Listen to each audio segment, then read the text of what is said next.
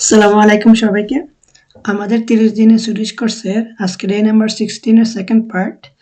তো আজকে আমরা কন্টিনিউ করব ন্যার এবং হুর এই দুটো দিয়ে।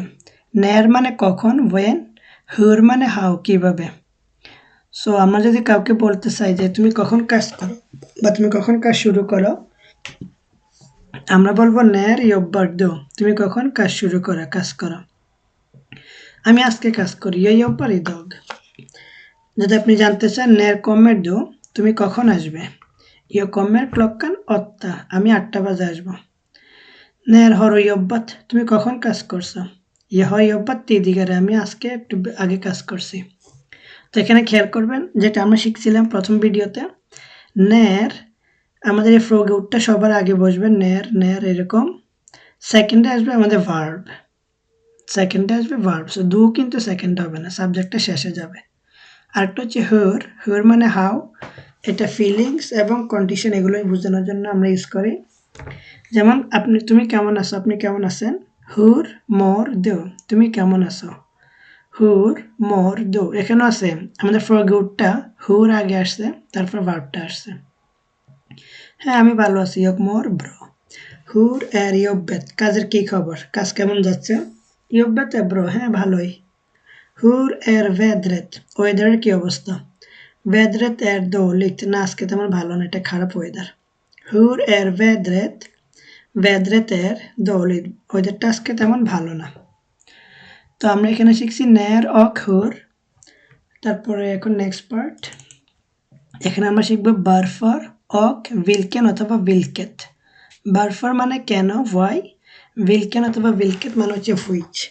এখানে তাহলে দুটো আলাদা কেন, এটা আমরা আসতেছি এখানে। প্রথম হচ্ছে বারফার, আস্কিং ফর রিজন, যেমন তুমি কেন সুইডিশ পড়তেছো, বারফর স্টুডিয়ারের দো, তুমি কেন পড়াশোনা করতেছো।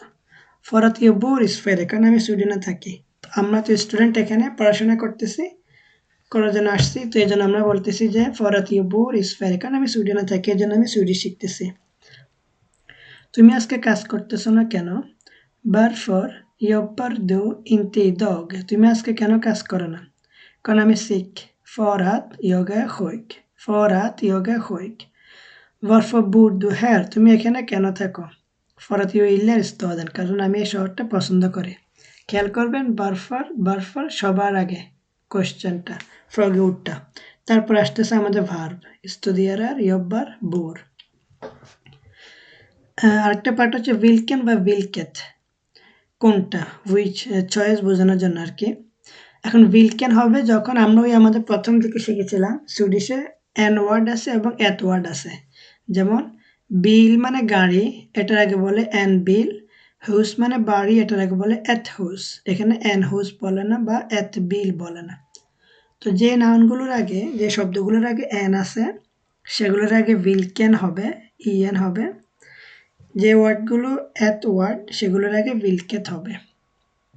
যেমন vilken bil vill du ha, তুমি কোন গাড়িটা চাও, jag vill ha den röda, আমি ওই লালটা চাই। এখন বিল যেহেতু এন, এই জন্য আমরা vilken বলছি, কিন্তু হুস হচ্ছে অবশ্যই এত ওয়ার্ড, এই জন্য আমরা বলবো vilket, vilket hus är ditt, তোমার বাড়ি কোনটা।